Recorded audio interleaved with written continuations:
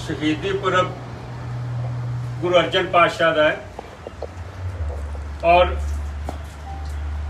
एक ऐसा नवा राह जिहदी नींव गुरु नानक पातशाह ने रखी सीगी उसनूं अगे चलाते हुए पंजवें गुरु नानक ने सानू गुरु ग्रंथ साहिब की सिरजना करके अज जदों दसम पिता ने हुक्म कर दिता कि सब सिखन को हुक्म है गुरु मानियो ग्रंथ, उहदी रचना करके कौम के हवाले की और खाली रचना नहीं की। गुरु अर्जन पातशाह ने जदों गुरु ग्रंथ साहिब की संपादना हो गई तो वो चाहते तो प्रकाश अकाल तक कोठा साहब हो सकता सीगा, लेकिन कोठा साहब दे विच उन्होंने उन्होंने प्रकाश नहीं किया। दरबार साहब के विच जिथे आप सुशोभित होंदे सीगे उस जगह के उत्ते गुरु ग्रंथ साहब का प्रकाश किया और आप थले बैठते सन, चवर करते सन। मैं समझदा कि शहादत का कारण भी गुरु ग्रंथ साहब बने। जदों जहांगीर नूं ये दस्या गया कि सिख धर्म दे ये जिहड़े पंजवें गुरु नानक ने उन्होंने एक ऐसी मुकद्दस ग्रंथ बनाया जिसनूं हिंदू मुसलमान सिख सारे नतमस्तक होंदे ने और बहुत वड्डी गिनती दे विच मुस्लिम समाज जिहड़ा है वो भी उत्थे पहुंचा है। और जहांगीर ने अपनी ऑटोबायोग्राफी च लिखिया है कि जदों मैं राज दे उत्ते बैठा, तखत ते बैठा तो सब तो पहला काम यह किया कि सिखां दे पंजवें गुरु नूं मैं शहीद किया। यह भी हुक्म सी, कहते कोई महापुरुष इंसान जिहड़ा होवे उसका लहू थले नहीं डिगना चाहिए। ऐसा तरीका लभ्या गया कि देग दे उत्ते बिठा के उत्तों गर्म रेत पा के थले अग लगा के शहीद किया गया और शहादत का कारण गुरु ग्रंथ साहब बने। यह भी आख्या गया कि यार 2 लाख रुपया जुर्माना जमा करा दो नहीं तो शहीदी का जाम पियो। गुरु साहब ने शहादत देनी प्रवान की, लेकिन एक टका सरकार नूं नहीं दिता। जिदा अज कईयां दे बयान तुसीं देख रहे हो कि सरकार नूं पैसा सौरा दे दिता जाए। मैं समझदा अपने मुद्दे ते आइए। गुरुद्वारा कमेटी ने पिछले महीने भगत नामदेव जी की बाणी का एक जो हुक्मनामा आंदा है उहदी जिहड़ा ट्रांसलेशन है उहदी व्याख्या जिहड़ी बाहर बोर्ड ते लिखी जाती है हिंदी दे विच अर्थां दे अनर्थ कर दिते। जिस गल नूं कदी भगत नामदेव ने नहीं मनिया उहदे वो अर्थ कर दिते। जिस अर्थ नूं कदी गुरु नानक पातशाह ने नहीं मनिया कि गुरु नानक पातशाह ने मूल मंत्र दे विच रब दा जो उन्हां दा विश्व दे विच आना, उन्हां दा प्रगट होना, वो सारी चीज़ दसी। ये मूल मंत्र तो परे चले गया जो थले लिखा गया।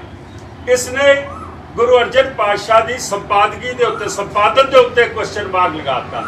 गुरु अर्जन पातशाह ने जदों गुरु ग्रंथ साहिब की संपादना की तो कई भगतां दी, पीरां दी, पैगंबरां दी उन्होंने बाणी इकट्ठी की, कसवटी बनाई सी कि इस कसवटी के उत्ते बाणी दर्ज होएगी तो इस कसवटी ते जिहड़ी नहीं उतरेगी वो नहीं होएगी।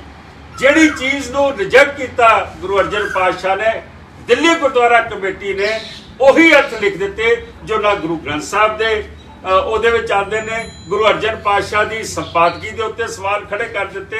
और इसे तरीके नाल ही मैं समझदा वां कि ਜਿਹੜੇ होर भगत सी, हुण जिवें भगत पीलू दे, भगत कान्हा दे, शाह हुसैन की बाणी गुरु अर्जन पातशाह ने रिजेक्ट की सी क्योंकि उस कसवटी ते नहीं उतरती सी।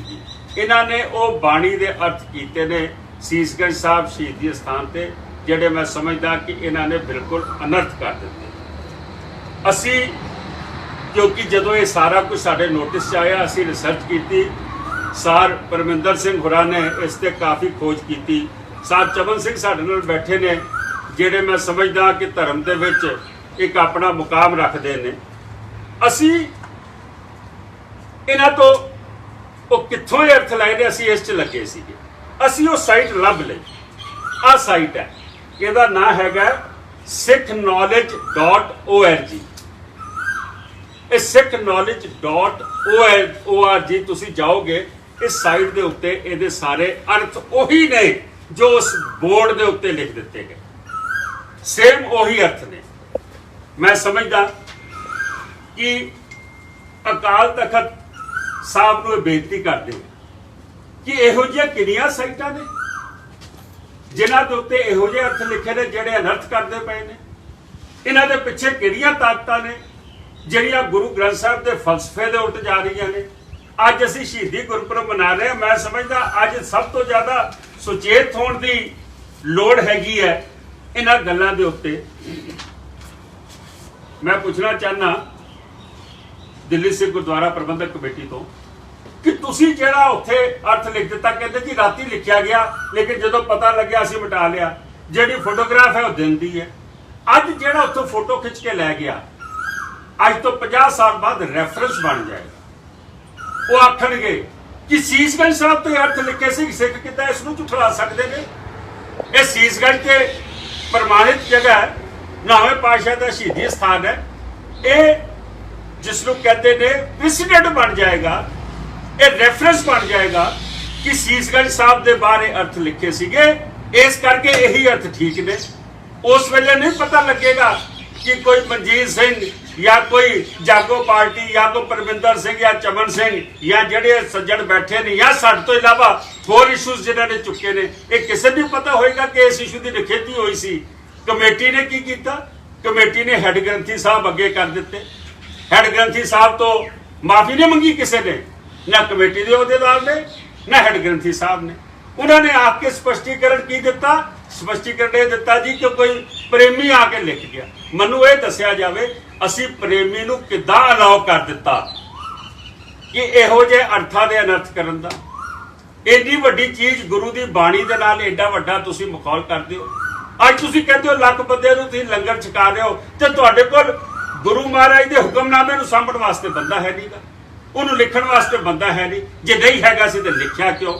ਇਹਨੂੰ ਕਿੰਨੇ ਆਰਡਰ ਕੀਤਾ? ਔਰ ਇਸ ਵੈਬਸਾਈਟ ਨੂੰ ਗੁਰਦੁਆਰਾ ਕਮੇਟੀ ਨੇ ਕਿੱਦਾਂ ਜਿਹਨੂੰ ਕਹਿੰਦੇ ਨੇ ਅਥੈਂਟਿਸਿਟੀ ਦੇ ਦਿੱਤੀ। ਜਿਹੜੇ ਅਸੀਂ ਤਾਂ ਥੋੜੀ ਜਿਹੀ ਪੜ੍ਹੀ ਹੈ, ਇਹ ਸਾਰੀ ਪੜ੍ਹਨ ਵਾਲੀ ਹੈ। ਅਸੀਂ ਇਹਦੇ ਖਿਲਾਫ FIR ਦੇਣ ਲੱਗੇ ਹਾਂ। ਅਸੀਂ ਥਾਣੇ ਦੇ ਵਿੱਚ ਇਹਦੇ ਖਿਲਾਫ ਕੰਪਲੇਂਟ ਦੇ ਰਹੇ ਹਾਂ। ਹੋਰ ਵੀ ਜਿਹੜੀਆਂ ਸਾਈਟਾਂ ਨੇ ਔਰ ਇਸ ਤੋਂ ਇਲਾਵਾ ਜਿਹੜੀਆਂ ਹੋਰ ਸਾਈਟਾਂ ਨੇ ਉਹਨਾਂ ਦੇ ਖਿਲਾਫ ਵੀ ਦੇ ਰਹੇ ਹਾਂ। ਅਸੀਂ ਜਥੇਦਾਰ ਅਕਾਲ ਤਖਤ ਸਾਹਿਬ ਨੂੰ ਅਪੀਲ ਕਰਦੇ ਹਾਂ ਕਿ ਸਿਰਫ SGPC ਜਿਸ ਨੂੰ ਪ੍ਰਮਾਣਿਤ ਕਰੇ ਉਹ ਅਰਥ ਜਿਹੜੇ ਨੇ ਉਹ ਗੁਰੂ ਘਰਾਂ ਦੇ ਬਾਹਰ ਹੁਕਮਨਾਮੇ ਦੀ ਟ੍ਰਾਂਸਲੇਸ਼ਨ 'ਚ ਲਿਖੇ ਜਾਣੇ ਚਾਹੀਦੇ ਨੇ। ਮੈਂ ਸਮਝਦਾ ਕਿ ਜ਼ਿੰਮੇਵਾਰੀ ਬਣਦੀ ਅਕਾਲ ਤਖਤ ਸਾਹਿਬ ਦੇ ਜਥੇਦਾਰ ਸਾਹਿਬ ਦੀ। ਨਹੀਂ ਤੇ ਇਸ ਤਰੀਕੇ ਨਾਲ ਜਿਹੜੀ ਸੋਚ ਦੇ ਖਿਲਾਫ ਗੁਰੂ ਨਾਨਕ ਪਾਤਸ਼ਾਹ ਤੋਂ ਲੈ ਕੇ ਦਸਮ ਪਿਤਾ ਤੱਕ ਸਿੱਖ ਗੁਰੂ ਇੱਕ ਨਵਾਂ ਫਲਸਫਾ ਦੇ ਕੇ ਗਏ ਸੀ, ਇਹ ਉਸ ਦੇ ਹੀ ਉਲਟ ਚਲੇ ਗਿਆ ਸਾਰਾ ਕੁਝ। ਔਰ ਦੂਜੀ ਗੱਲ, ਮੈਂ ਜਥੇਦਾਰ ਅਕਾਲ ਤਖਤ ਸਾਹਿਬ ਨੂੰ ਵੀ ਬੇਨਤੀ ਕਰਾਂਗਾ, ਇਸ ਮਸਲੇ ਨੂੰ ਕੋਲਡ ਸਟੋਰੇਜ ਨਾ ਪਾ ਦੇਣਾ। ਇਹ ਬੜਾ ਗੰਭੀਰ ਮਸਲਾ ਜੀ। ਜੇ ਅੱਜ ਤੁਸੀਂ ਇਸ ਦੇ ਉੱਤੇ ਐਕਸ਼ਨ ਨਾ ਲਿਆ ਤੇ ਮੈਂ ਸਮਝਦਾ ਕਿ ਆਉਣ ਵਾਲੇ ਸਮੇਂ ਦੇ ਵਿੱਚ ਸਾਰੇ ਥਾਵਾਂ ਤੇ ਉਹ ਚੀਜ਼ਾਂ ਲਿਖੀਆਂ ਜਾਣਗੀਆਂ ਜਿਸ ਨੂੰ ਗੁਰੂ ਨਾਨਕ ਸਾਹਿਬ ਨੇ, ਦਸਾਂ ਗੁਰੂਆਂ ਨੇ, ਗੁਰੂ ਗ੍ਰੰਥ ਸਾਹਿਬ ਨੇ ਨਖੇੜਿਆ, ਨਖੇਧੀ ਕੀਤੀ ਹੈ। ਮੈਂ ਪੁੱਛਣਾ ਚਾਹਨਾ ਦਿੱਲੀ ਗੁਰਦੁਆਰਾ ਕਮੇਟੀ ਜਿਹੜੀ ਹੈ ਉਹ ਕਿਹਦੀ ਜ਼ਿੰਮੇਵਾਰੀ ਫਿਕਸ ਕਰਦੀ ਹੈ? ਅਹੁਦੇਦਾਰ ਸਾਹਿਬ ਦੀ, ਗ੍ਰੰਥੀ ਸਾਹਿਬਾਨ ਦੀ? ਗ੍ਰੰਥੀ ਜਿਹੜੇ ਹੈੱਡ ਗ੍ਰੰਥੀ ਨੇ, ਮਾਫ ਕਰਨਾ, ਉਹ ਤੁਹਾਡੇ ਤੋਂ ਤਨਖਾਹ ਲੈਂਦੇ ਨੇ ਔਰ ਤੁਸੀਂ ਉਹਨਾਂ ਦੀ ਬਦਲੀ ਕਰਨੀ ਹੋਵੇ, ਉਹਨਾਂ ਦੇ ਮਕਾਨ ਦਾ ਇਸ਼ੂ ਹੋਵੇ, ਉਹਨਾਂ ਦੀ ਤਨਖਾਹ ਦਾ ਇਸ਼ੂ ਹੋਵੇ, ਇਹ ਤੇ ਸਾਰਿਆਂ ਨੂੰ ਪਤਾ ਹੈ ਕਿ ਗੁਰੂ ਅਸਥਾਨਾਂ ਤੇ ਬੈਠ ਕੇ ਹੈੱਡ ਗ੍ਰੰਥੀ ਸਾਹਿਬਾਨ ਨੂੰ ਮਜਬੂਰ ਕੀਤਾ ਗਿਆ ਝੂਠ ਬੋਲਣ ਵਾਸਤੇ ਕਿ ਜਿਹੜਾ ਨਗਰ ਕੀਰਤਨ ਪਾਕਿਸਤਾਨ ਦੀ ਪਰਮਿਸ਼ਨ ਨਹੀਂ ਸੀ ਉਹਦੇ ਵਾਸਤੇ ਸੋਨਾ ਦਾ ਪੈਸਾ ਇਕੱਠੇ ਕਰਦੇ ਨੇ। ਮੈਂ ਆਪਣੀ ਇਹ ਰਾਏ ਰੱਖਦਾ, ਜੇ ਕੌਮ ਮੇਰੇ ਨਾਲ ਸਹਿਮਤ ਹੈ ਤੇ ਇਸ ਗੱਲ ਤੇ ਤਿਆਰ ਹੋਵੋ। ਕੋਈ ਵੀ ਗ੍ਰੰਥੀ ਸਾਹਿਬਾਨ ਤਾਬਿਆਂ ਦੇ ਵਿੱਚੋਂ ਕੋਈ ਲੈਕਚਰ ਨਹੀਂ ਕਰ ਸਕਦਾ, ਕੋਈ ਵਿਖਿਆਨ ਨਹੀਂ ਕਰ ਸਕਦਾ। ਅਗਰ ਕੋਈ ਵਿਖਿਆਨ ਹੋਣਾ ਗੁਰੂ ਗ੍ਰੰਥ ਸਾਹਿਬ ਦਾ ਹੋਏਗਾ, ਗੁਰਬਾਣੀ ਦਾ ਹੋਏਗਾ। ਜੇ ਕਿਸੇ ਨੇ ਬੋਲਣਾ ਤਾਂ ਸਾਹਮਣੇ ਆ ਕੇ ਬੋਲੇ। ਗੁਰੂ ਮਹਾਰਾਜ ਦੀ ਤਾਬਿਆਂ 'ਚ ਬੈਠ ਕੇ ਤੁਹਾਨੂੰ ਕੋਈ ਗੱਲ ਕਰਨ ਦਾ ਕੋਈ ਅਖਤਿਆਰ ਨਹੀਂ। ਬੋਲੇ ਸੋ ਨਿਹਾਲ। मैं समझदा अकाल तख्त साहब दे जथेदार साहब की खबर लगी है परसों एक अखबार च पंजाब दे वड्डे कि श्रोमणी कमेटी ने 2 कमरे दिते हुए ने। हुण अकाल तख्त साहब का जथेदार होवे, वो कौम का सर्वे सर्वा होवे, वो जथेदार जो हुक्म कर दे तो कौम सारी इको लाइन च खड़ी हो जाती है, तो उसनूं श्रोमणी कमेटी के क्लर्क या अफसर या उहदे अहुदेदार साहबान उसकी प्रमोशन, उसकी तनख्वाह, उसकी छुट्टी, उसका मकान, उसकी गड्डी, मैं समझदा कि साडे हैड ग्रंथी साहबान होण, साडे जथेदार साहबान होण तख्तां दे, इन्हां दे कोल साडे तो चंगे मकान होने चाहिए ने, ये कमेटियां नूं देने चाहिए ने, साडे तो वधिया गड्डियां होणियां चाहिए, ये सहूलतां इन्हां कोल होणियां चाहिए और एक कमेटी के दायरे चों बाहर इन्हां नूं होना चाहिए ताकि ये किसी भी प्रधान के दसे हुए झूठ सच नूं गुरु महाराज के हजूर बैठ के ना बोलन। मैं समझदा कि असीं अज इसकी कंप्लेंट देन जा रहे हैं, होर साइटां भी असीं लभांगे जिन्हां दे उत्ते इहो जिहियां गल्लां है ने और वो असीं पुलिस भी जावांगे, जथेदार अकाल तख्त साहब दे नोटिस भी लैके आवांगे। मैं एक बारी सर चमन सिंह नूं कहांगा कि वो एक बारी फिर पढ़ के दस देण उस दिन हुक्मनामा की सीगा और उहदा जिहड़ा मतलब है वो की सीगा, या परमिंदर जी दसना। परमिंदर जी तुसीं पढ़ के दसो जरा एक बार। वाहिगुरू जी का खालसा वाहिगुरू जी की फतेह। ये जो 17 अप्रैल ਨੂੰ जो हुक्मनामा गुरु ग्रंथ साहब तो जो आया है 693 नंबर अंक तो, ये जो गुरु ग्रंथ साहब का हुक्मनामा है इसनों हिंदी के बोर्ड के ऊपर जो लिखा गया है, एक इस दे जो अर्थ किए गए ने वो अर्थ गुरमत के अनुकूल नहीं ने। गुरमत के अनुकूल जो अर्थ ने जो प्रोफैसर साहिब सिंह ने टीका किया गुरु ग्रंथ साहब दर्पण का, वो हिंदी पंजाबी दोनों च मौजूद है, पर पता नहीं इन्होंने किस करके वैबसाइट तो अर्थ चुक के इतने जो किए ने वो अर्थ कितने भी गुरमत के अनुसार मेल नहीं खाते। ये अपने हिसाब नाल कहते हैं कि जो बाणी नामदेव जी की है, पहल पुरीए पुंडरक मना तांचे हंसा सगला जना, कृष्णा ते जानो हर हर नाचंती नाचना। हुण ये अर्थ करते हैं कि सर्वप्रथम विष्णु जी की नाभि से कमल पैदा हुआ, फिर उस कमल में से ब्रह्मा जी पैदा हुए, फिर उस जगत के समस्त जीव ब्रह्मा जी से उत्पन्न हुए। आज पुरुष परमात्मा की पैदा की हुई सृष्टि माया में फंसकर जीवन रूपी नृत्य कर रही है।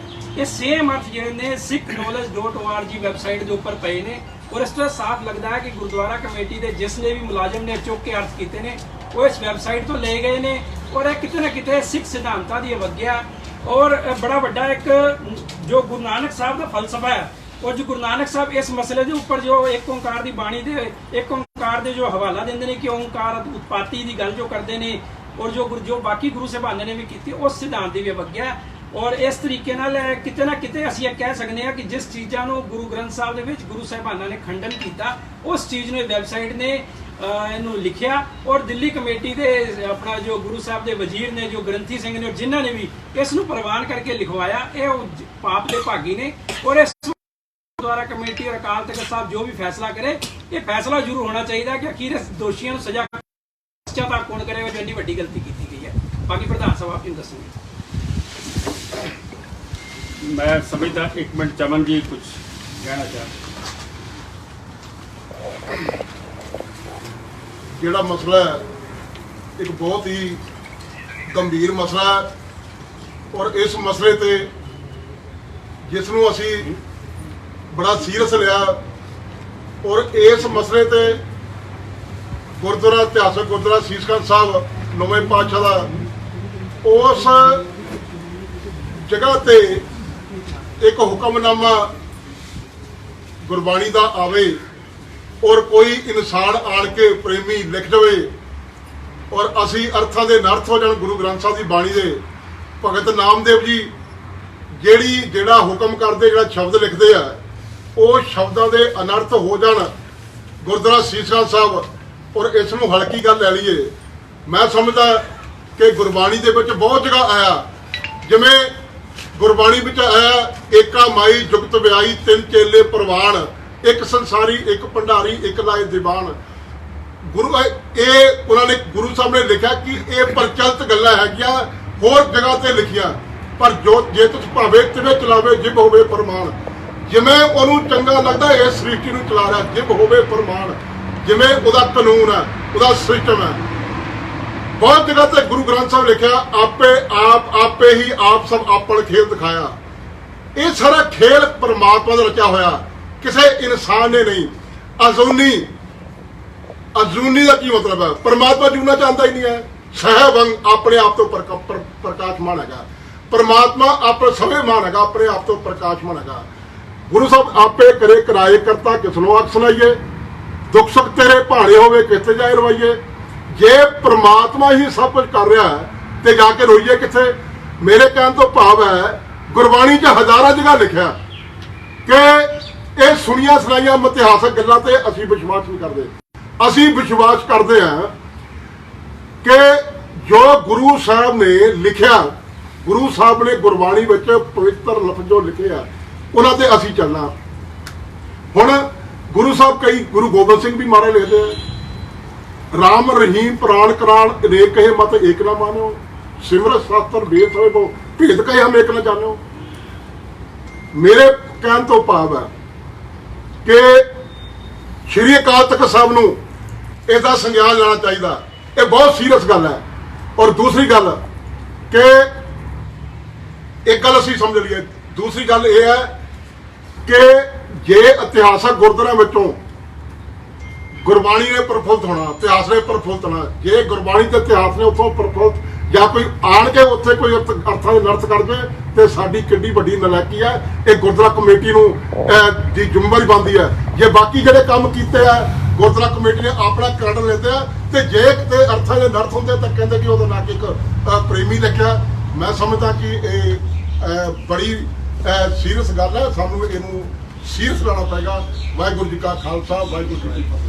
मैं जिवें तुहानूं दस्सिया कि साडी डिमांड है कि इहो ਜਿਹੀ ਜਿਹੜੀਆਂ ਸਾਈਟਾਂ ਨੇ ਇਹਨਾਂ ਨੂੰ ਬੰਦ ਕਰਾਉਣਾ ਸ਼੍ਰੋਮਣੀ ਕਮੇਟੀ ਅਕਾਲ ਤਖਤ ਸਾਹਿਬ ਦਾ ਕੰਮ ਹੈ। ਅਸੀਂ ਥਾਣੇ 'ਚ ਕੰਪਲੇਂਟ ਦੇਣ ਜਾ ਰਹੇ ਹਾਂ ਇਸ ਜਿਹੜੀ ਮੈਂ ਤੁਹਾਡੇ ਅੱਗੇ ਨਾਮ ਪੜ੍ਹਿਆ ਹੈ।